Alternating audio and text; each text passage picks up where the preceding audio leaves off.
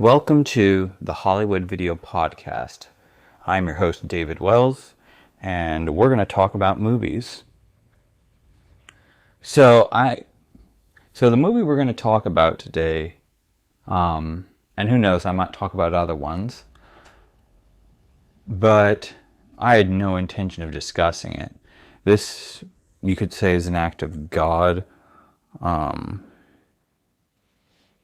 Maybe that's a bit much, but really wasn't on my radar to discuss or dissect in any meaningful way, but I'll go ahead and do that. So last week, I think I'd finished my work. I came home and I went to my sister's room to see what she was up to and just, catch up, see what went on with the day.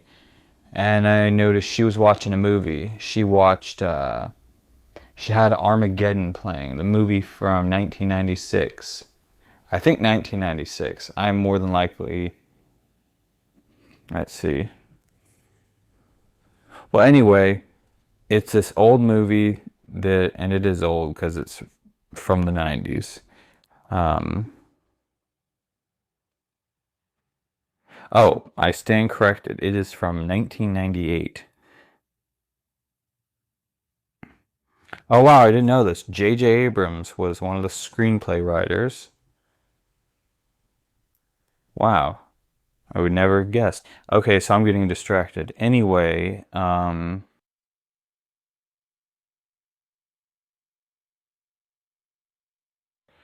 so I pop in, she's watching the movie, and I stick around. I'm like, oh, that's interesting, and I stuck around a lot more than I thought I would.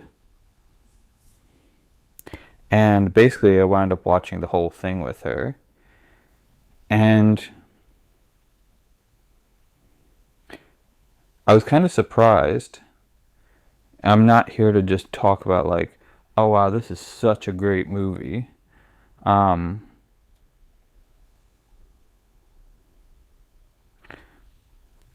But I was kind of surprised that I stuck around. And I will say the movie looked different. I mean, it felt different. One of the things that I noticed was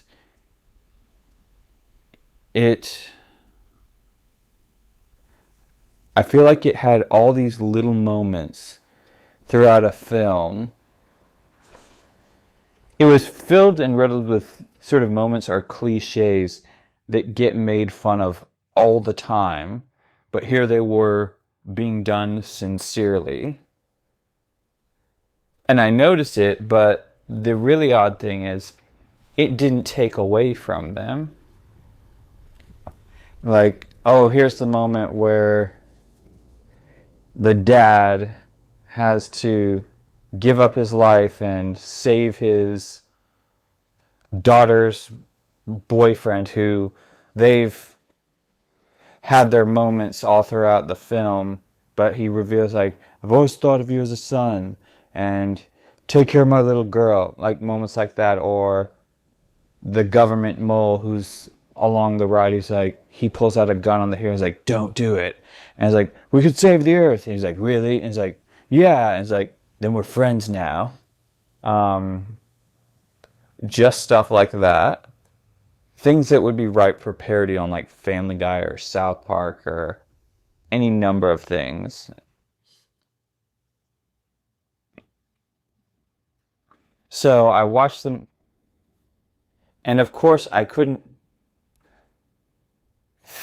see this movie and not think of the movie Deep Impact, which was coincidentally 1998 had two movies about the world in danger of being destroyed by a giant asteroid or meteor. Both movies played the concept wildly differently. Deep Impact played it way more straight.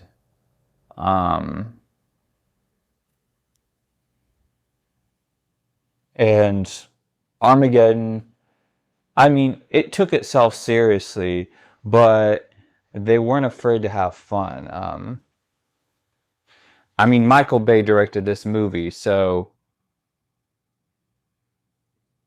there's it was kind of unexpected, like the amount of levity in this movie.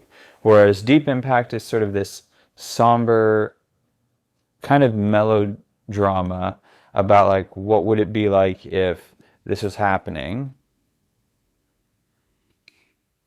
Armageddon was fun, and I think because of that, I enjoyed it more. Like, I feel like in the future, Michael Bay's filmmaking is going to be way more appreciated.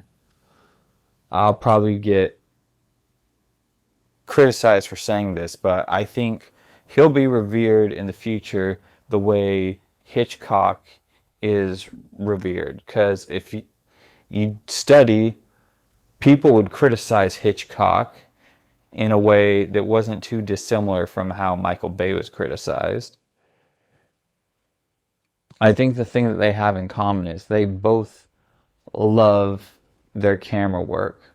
I feel like they're both camera work directors. Michael Bay, especially so.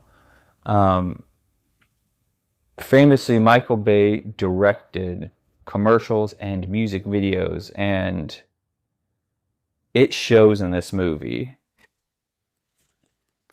Like, another director could shoot this movie and just do like some real simple setups, be like, okay, got this shot, boom, let's move on. But he makes stuff so intricate and extreme. I guess he shoots the movie like a comic book. Him and Zack Snyder both do that. I feel James Cameron also does that too, but he does it in a way that for some reason people don't criticize him.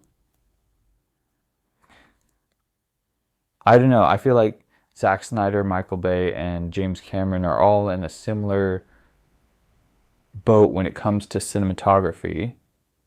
Somehow James Cameron gets off scot-free.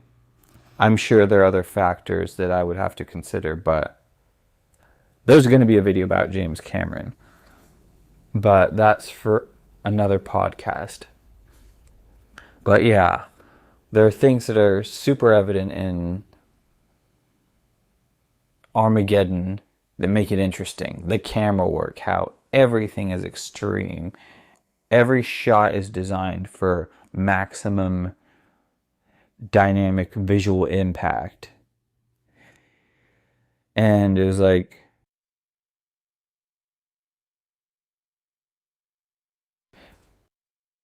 it's just surreal to watch because not a lot of people do that. And I'm surprised that not a lot of people try to copy that more. Another thing,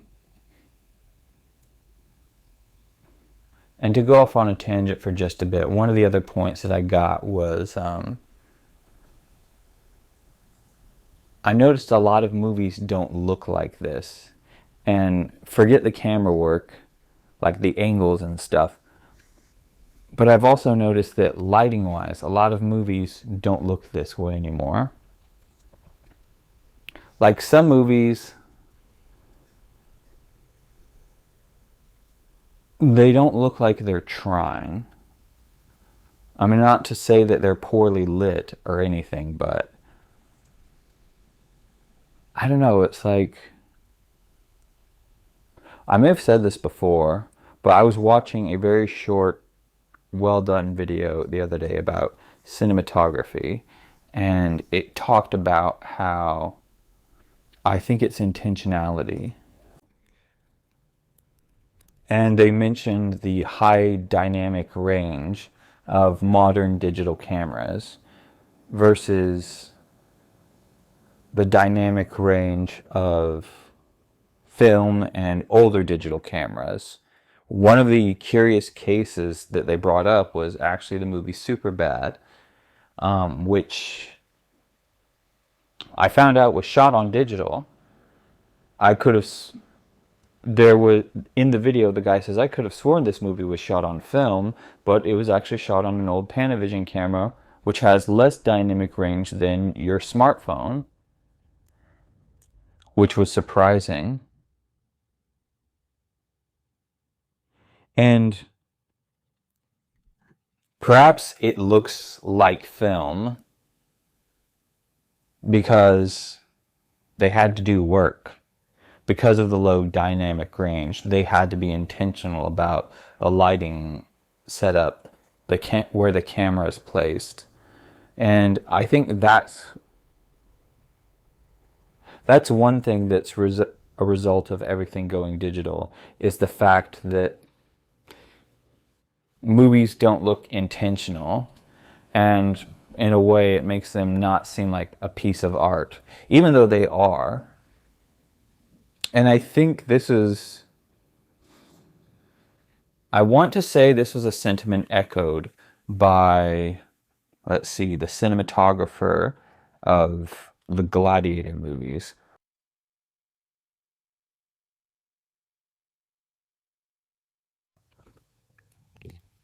Let's see.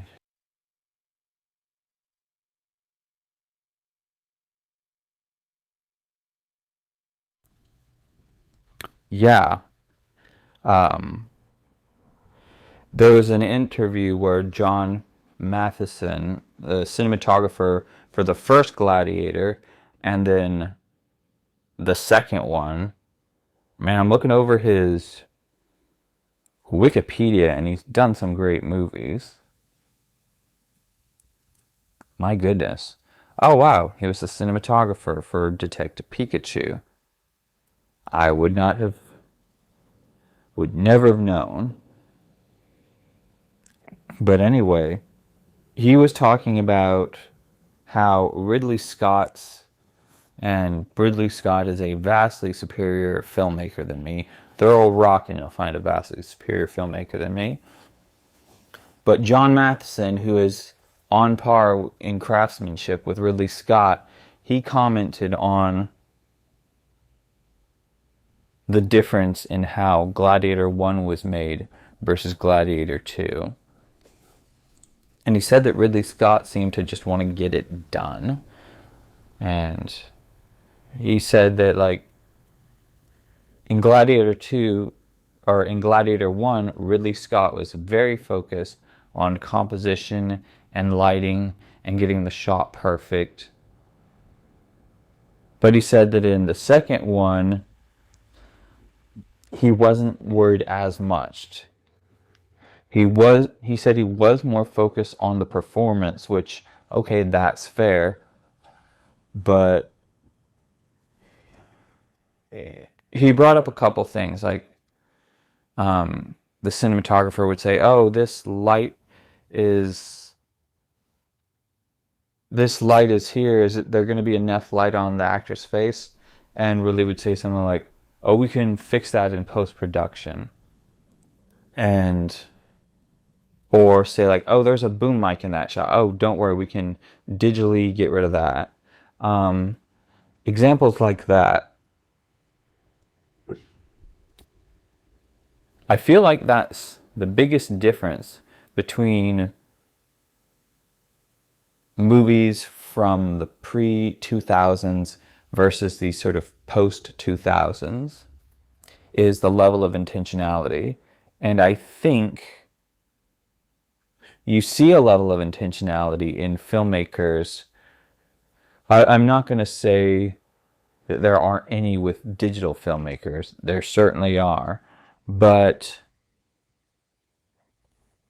the only ones who I know of by name are like Quentin Tarantino and Christopher Nolan, who very famously only shoot on film.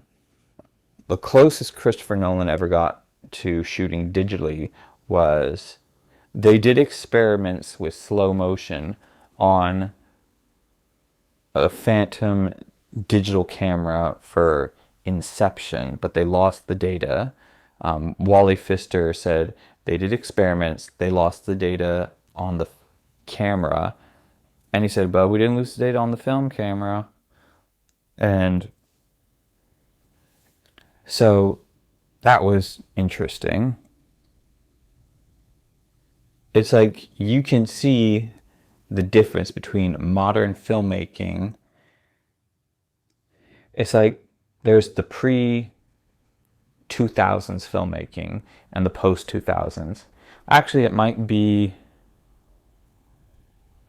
may be more accurate to go to the 2010s, because I feel like 2010s is when the really high dynamic range digital cameras really came into the forefront, and they sort of got put on equal footing with film cameras, or like there was the mass adoption of them. I feel like in the 2000s, even in the late 2000s, there was still some hesitancy. I remember the first movie I saw that was shot digitally, and I thought, oh, this is on par with any film camera, and that I was aware of, was the movie Drive with Ryan Gosling. And I remember being very impressed with Social Network and the first Andrew Garfield Spider-Man movie, The Amazing Spider-Man. I remember thinking like, oh wow, I feel like digital has finally arrived. I'm sure there are examples where, someone came along a lot sooner, but that's where I felt like, oh, this looks as good as film. And I'm sure there are people who will argue otherwise. I think the interesting thing about the whole film versus digital thing is, I'm sure that digital can look as good as film. We've seen examples from the early 2000s and the early 2010s. But it's not a matter of can it look good, but will it look good? And what I mean by that is its flexibility doesn't encourage filmmakers to be intentional. Its flexibility causes them to, I think it affects the decision-making process just as much as, say, film cameras influence the decision-making process. It's interesting. Like, I think it's kind of like how recently I wanted to detach from my phone. So I bought an MP3 player because with my phone, first thing I do in the morning is I put in my earbuds, I put on music, but then I get trapped scrolling. With an MP3 player, I put in earbuds, play music, and it doesn't have that capability, so of course it influences my decision making. And I feel like that's what the digital cameras have done for people. I don't know that digital tools have affected editing as bad. I remember I was watching a documentary, and the editor for Lawrence of Arabia, she says one of the things she's noticed about some of the newer editors is they never just sit back and watch the footage. They just go into it, which that sounds remarkable to me, because sometimes you can have so much footage and it's like you have the time to just watch it. But it's like, dang. it speaks to two very different schools of thought. Maybe that's the thing. I feel like I'm getting repetitious. Is being intentional and taking it in, taking the time. And who knows, maybe it's just a byproduct of the industry. Maybe because budgets are getting tighter and people expect more return on their investment. They're like, well, you've got this camera that can show you the image. Why would you need all this extra time? And there are guys that can do it. Indie filmmakers, for decades, they've been making films under like harsh, less than optimal conditions where they don't have all the resources. And I'm sure it's been a huge blessing I'm sure digital cameras have been a huge blessing. Like people who otherwise wouldn't have been able to make their movies just because of the sheer cost of film, they get to with digital. So I'll have to give digital its props. And I'm not anti-digital. I work with one when I do make films.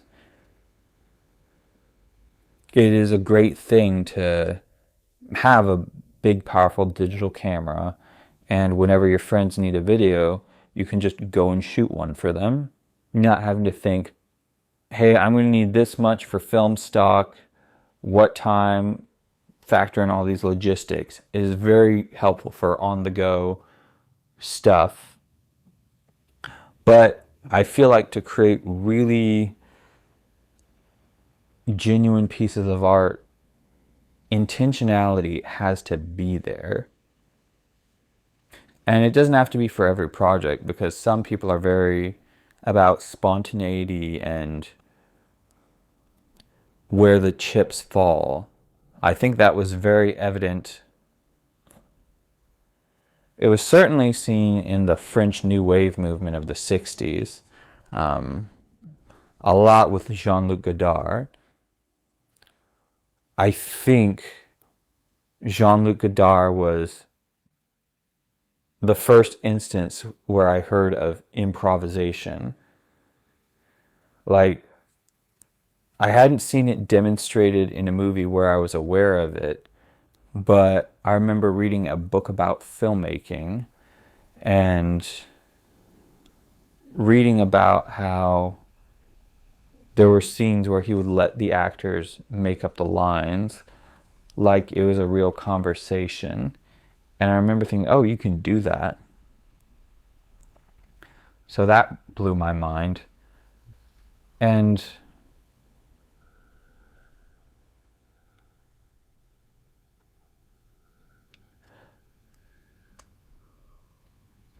I could probably go on for a lot, but if we go back to the example of Michael Bay, you can tell there was a filmmaker behind this film.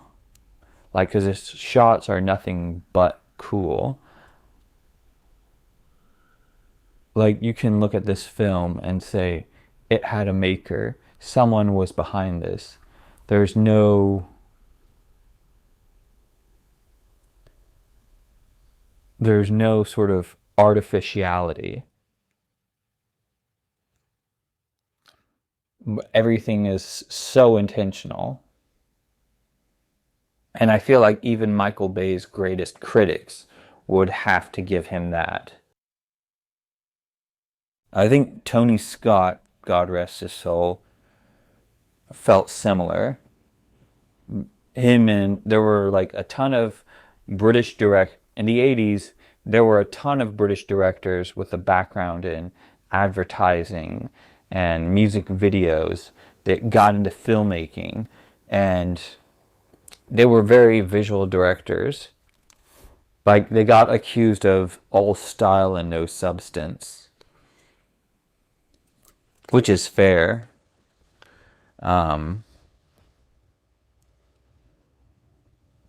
And while we're on that subject, It's funny how, like, I'll play devil's advocate for a second. Um, there are some movies where, in terms of style and no substance, I've seen movies where I'm like, I love the aesthetic of this movie, but the story doesn't quite grab me. Great example of that is the Joel Schumacher Batman films from the 90s. Like, they look great, and I could probably do a whole podcast on those movies. I don't doubt that I will. But the quick summary is what is interesting about them is, although they were some of the first movies to like experiment with digital, so much of that is real stuff, like real props, real sets. And you probably won't get that in any newer superhero movies, which is a shame. And yeah, it's like certainly there are things worth criticizing in the Joel Schumacher Batman films. That is like the textbook case of style over substance. But one of the things I feel like you have to give it props for is the craftsmanship. But yeah, going back to Michael Bay, I feel like he kind of proved again with the movie Pain and Gain that he doesn't need explosions or giant robots or spaceships and aliens to tell an interesting movie, because that one is a very clear story about ambition and goals and dissatisfaction and the lengths to which people are willing to go in order to satiate their wants.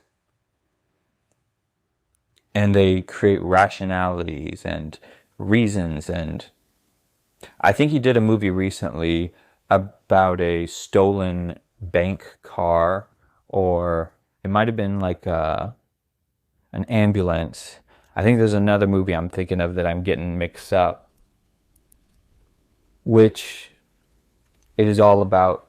I'm going to have to watch that. I'm actually not going to comment any further, but it is further evidence that his movies are cinema. I don't think Marty has said anything about him, but yeah, I feel like you could take a Michael Bay, like a lot of, you could take a Michael Bay movie, give someone else the script, and they would make a more boring version of it.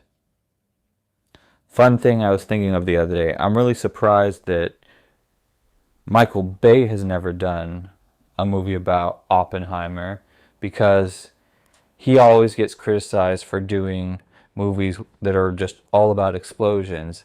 And what is Oppenheimer about other than giant big explosions? So that'd be interesting to see. Funny thing is, I had this filmmaking friend a couple years ago, a coworker, and we had this joke about like, oh, Michael Bay presents Garfield, and we said it as a throwaway line. But the funny thing is, the thought hung in our heads for a while. I'm like, well, if Michael Bay did do a Garfield movie, what would it look like? And we settled on Mark Wahlberg would be John Arbuckle. They get Tyrese Gibson to be the voice of Garfield. And yeah, as I think about it, I'm like, I kind of want to see that movie. But I'm interested in the fact that there aren't a whole bunch of Michael Bay copycats. Certainly there's a class of directors who are visual and show a primary focus on extreme visual dynamism. Like him, Zack Snyder, James Cameron, I'll say even.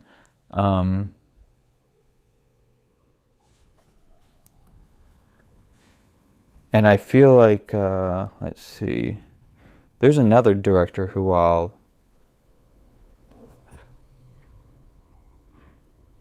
let's see, what's his name?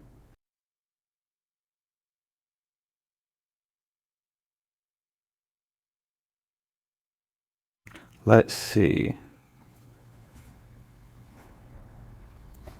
Another director who is much less extreme in his visual dynamism is Joseph Kosinski. He did Tron Legacy, Oblivion. I think Oblivion was the first movie where I was aware of his name. Then I did research and found out, oh, Tron Legacy. And he directed Top Gun Maverick, which might have been my favorite movie of 2022. But yeah, I kind of low key feel that it's like sort of snobbery that these movies get picked on. But at the same time, I would say that they are art, they are cinema, because very clearly you see intentionality behind them. You see choices made. Like, oh, like this will create tension. Oh, this will elicit this emotion.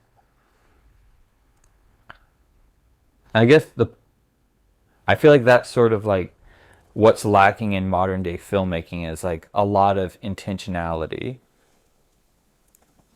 Because here's the thing, Armageddon is not a short movie. Um, I think, though I'm not sure. Let's see.